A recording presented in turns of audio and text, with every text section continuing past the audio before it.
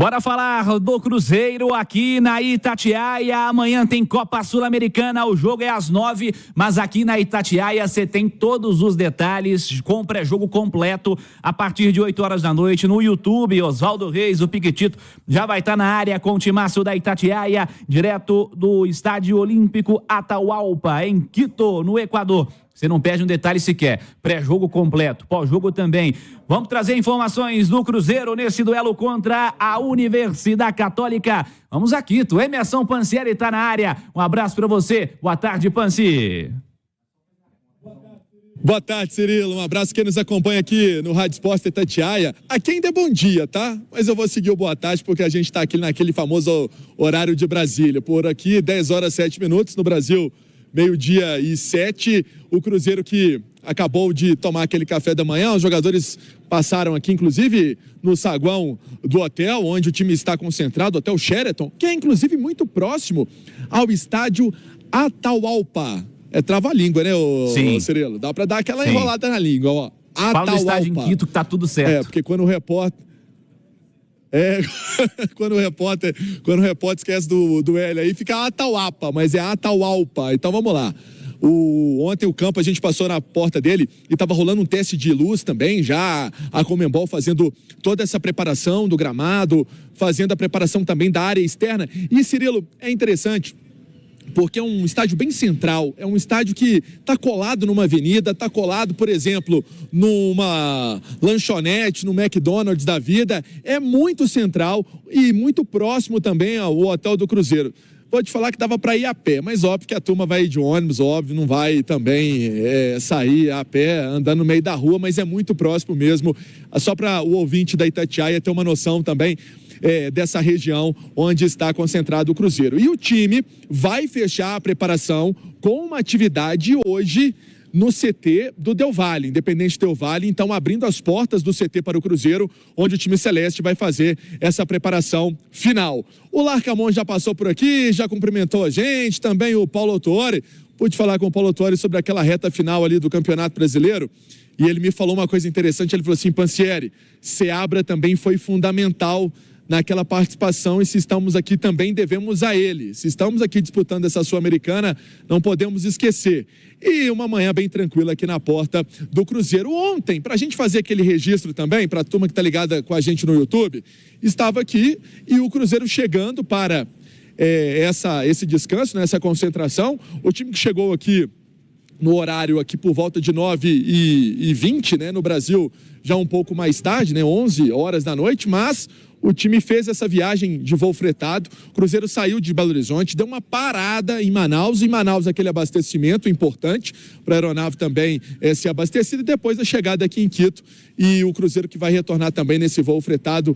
O Departamento de Futebol entendeu que era importante dar essa comodidade aos atletas para um jogo tão também aí de valia na vida do Cruzeiro, porque o Cruzeiro volta a participar de uma competição internacional que não acontece desde 2019. Mas vamos lá, vamos tentar decifrar esse time do Larcamon, do Nico Larcamon. Cirilo, o dinheiro não veio. Ontem o Thiago Reis estava falando também na programação da Itatiaia, e o complemento não veio realmente para fazer esse trabalho na Toca da Raposa, melhoria da parte física, e aí tem toda a estrutura para fazer uma fisioterapia bem feita, para melhorar a parte física, e está completamente condicionado para o clássico de domingão. Por isso não veio. O Arthur Gomes foi acompanhar o nascimento do Beni. Beni nasceu, a família está feliz, Arthur Gomes também está feliz. Já tinha ali um potencial cansaço, e aí o jogador não veio para cá, e teve também uma causa nobre, nascimento do filho, é óbvio. Um beijão para a família aí do Arthur Gomes, um abraço também. Ele que é sempre ouvinte da Itatiaia, a turma de Uberlândia também adora a nossa programação aqui da Rádio de Minas. E aí, Cirilo, vamos colocar que já tem 2 mudanças no setor ofensivo. Eu fico pensando se ele pode colocar o Rafa Silva até para dar mais condição de jogo no Rafa Silva, pensando na temporada, até em detrimento ao Papagaio. Porque o Papagaio já fez alguns jogos como titular do Cruzeiro, então vamos colocar que a parte física está ok, e a parte física de jogo para o Rafa Silva também é importante, e ele poderia ter uma característica, vamos colocar assim, um pouco mais do jeito do Dineno jogar, né? Então aí eu acredito que poderia acontecer isso. E será que Barreal Barreal vai começar o jogo no lugar do Arthur Gomes? São algumas possibilidades, então já dá para ver que é um time alterado. Para mim vai ter mudança na defesa, alguma coisa em relação a meio campo também, até para oxigenar essa galera pensando na partida de domingo. Boa. Deixa eu perguntar aqui ao Ale e à Nath sobre essas possibilidades. Vamos começar com a função de centroavante, Nath. O Panzi está falando do Rafa Silva, a possibilidade do Rafa Silva jogar por questão de característica e para ele ter mais ritmo. Seria sua escolha ou seria mais lógico começar com o Rafael Elias? Olha, Cirilo, entre o Rafa Silva e o Rafael Elias, eu prefiro o Rafa Silva. Ele é um atacante, né? Pode jogar como um centroavante, mas central, mas é um cara que tem muita movimentação, troca de posicionamento ali também, aparece um pouco mais fora da área. O que me preocupa com relação ao Rafa Silva é a falta de ritmo. Você já vai ter um Cruzeiro mudado, você já não vai ter ali o Arthur Gomes, como o Pansieri trazia, a tendência é que seja o Barreal, e acho que ele é mesmo a melhor escolha por característica, porque ele entrou bem no jogo contra o Atlético, porque ele já vinha se mostrando útil e porque acho que ele precisa dessa oportunidade de começar o jogo, né, de ser titular para ter mais minutos, e é diferente você entrar e você começar a partida. Mas sobre o Rafa Silva, o que me preocupa é a falta de ritmo. Para um jogo que, querendo ou não, é um jogo pesado, um jogo que tem altitude, um jogo que é de um torneio continental, né? Então já tem um clima diferente, uma expectativa diferente. Por causa disso, e porque eu acho que vai ser um jogo pegado, eu iria com o Rafael Elias. Acho que ele agrega mais nesse sentido, também sem a bola, para tentar recompor, para tentar brigar ali com os zagueiros adversários. Mas eu acho que, tecnicamente, o Rafa Silva está acima, mas precisaria ter ritmo de jogo para ser titular. Ale, e essa posição aí do Arthur Gomes, que vem sendo o titular do Cruzeiro, é o cara que tem jogado todos os jogos, é o cara que está sendo encarado como o titular absoluto aí nessa função ofensiva. O Barreal é o cara ou você escalaria outra possibilidade, Ale? Eu tô bem empolgadinho, não vou falar empolgadaço, nem empolgadão, mas empolgadinho com o Barreal, viu? Vale lembrar que o Larcamon, na competição de que técnico fez mais besteira na final, ele tá ganhando, tá com bastante... Ele está prestigiado? Tá com uma larga vantagem, né? Uma larga vantagem, porque evidentemente o Milito tem um argumento importante que é não conhecer, ter chegado há pouco tempo e não conhecer a rapaziada. Esses erros que o Milito cometeu, o Larcamon cometeu no início lá. E ele mesmo corrigiu. Quer dizer, ele não levantou a mão e falou que errou, porque ele não pode fazer isso, porque ele tem que gerir um grupo, né, da melhor forma possível, e eu concordo com ele. Mas Palácios, na zaga, não jogou nunca mais, ele nunca mais entrou no CT. O Marlon como um zagueiro com mais preocupações defensivas do que ofensivas, isso não aconteceu mais. Então ele vai corrigindo. Até o próprio Papagaio, que saiu jogando 2 jogos de semifinal no lugar do Dineno, e na final, evidentemente, que vai o Dineno. Então acho que o Larcamon tem mais erros, embora o resultado para o Cruzeiro tenha sido melhor pela circunstância do que para o Atlético, mais erros do que o próprio Milito.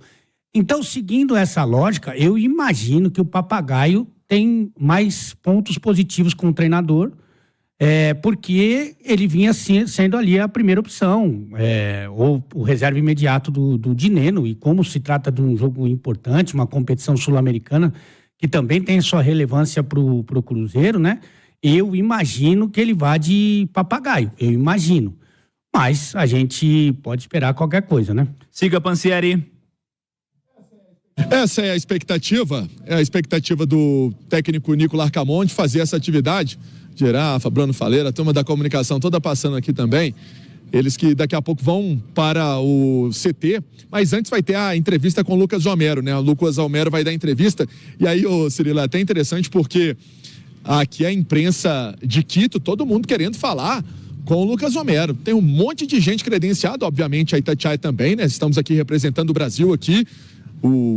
A única rádio, né? A única rádio de Minas Gerais aqui acompanhando o Cruzeiro aqui no Equador, mas é uma entrevista que com certeza vai ser concorrida com o Lucas Homero. Em relação às outras partes do time, né? As outras posições da equipe do Cruzeiro, também acho que pode ter alguma alteração, porque olha só, Cirilo, ficou muito nítido.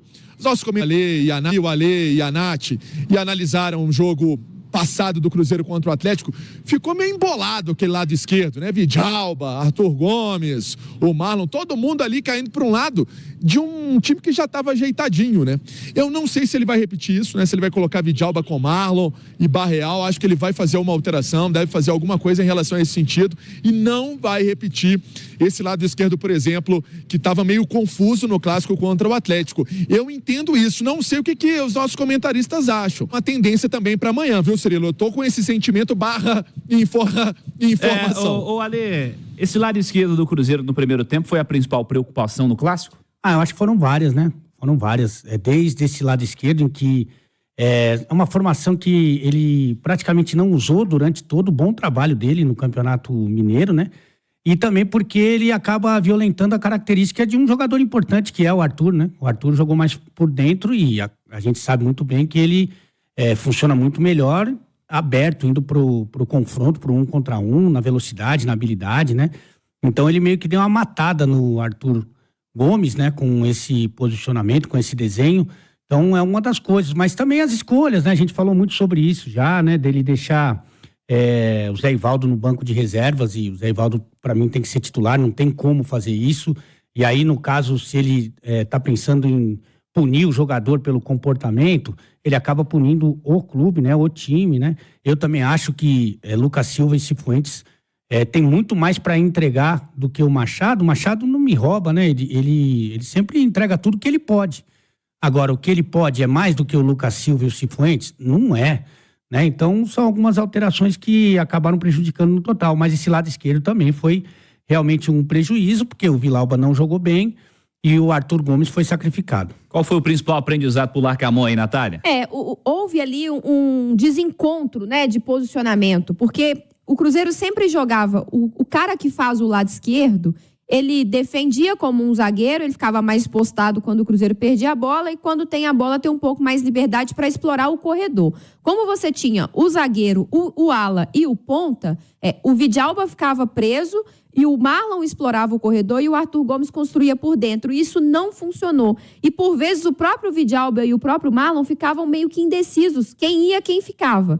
Eu acho que a Universidade Católica do Equador, para mim, é o desafio mais difícil do Cruzeiro, até porque é um jogo fora de casa, tem a questão da altitude, mas eu acho que ele dá para jogar da forma como ele vinha jogando antes, com 2 zagueiros e essa composição do lado esquerdo, um cara que pode jogar como lateral / ala, porque nas outras oportunidades que o Vidalba entrou no time, ele não foi tão mal como no clássico. Eu acho que a questão é que ele vai melhor nessa função, sem ter um ala ali perto dele. Ele sendo o ala e fechando como um zagueiro. Então, acho que dá para jogar, por exemplo, com o Zé Ivaldo, com o João Marcelo e com o Vidalba, se quiser dar um descanso para o Marlon. E aí, lá na direita, para continuar tendo um cara de muita característica ofensiva, para atuar como um ala, se quiser descansar o William, dá para jogar com o Gasolina. Mas aí, para o Gasolina jogar, tem que ter o Zé Ivaldo na defesa, porque senão o time do lado direito fica muito aberto, fica muito desprotegido, porque defender não é a principal valência do Gasolina. Então, ele tem que pesar ali, segura mais um lado, segura o outro, mas eu acho que dá para jogar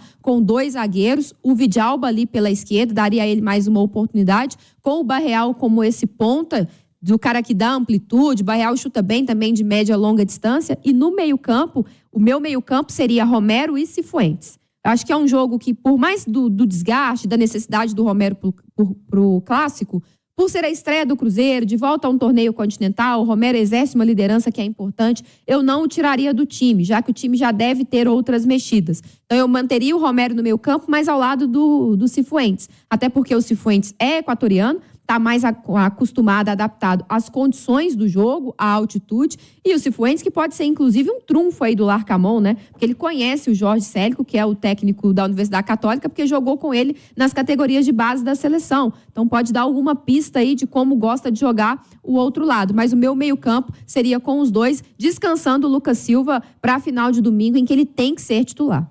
Rubem Júnior vai trazer informações da Universidade Católica. Boa tarde, Rubem. Já na cola, boa tarde. Um abraço para você também, João Vitor Cirilo, para quem nos acompanha no Rádio Esportes da Itatiaia. A Universidade Católica de Quito, ainda um time modesto em termos de conquistas e, inclusive, foi para a elite do Campeonato Equatoriano ainda em 2012, mas esta temporada vem embalado na competição, por exemplo, no final de semana, praticamente com força máxima pela 5ª rodada do Campeonato Equatoriano, acabou batendo o Orense pelo placar de 5-1, anteriormente teve empate contra o Deportivo Cuenca 3-3, teve vitória sobre o Atlético Libertad por 1-0, 3-0 sobre o Técnico Universitário e também 3-0 sobre o El Nacional. 4º colocado do Campeonato Equatoriano com 10 pontos em 4 jogos,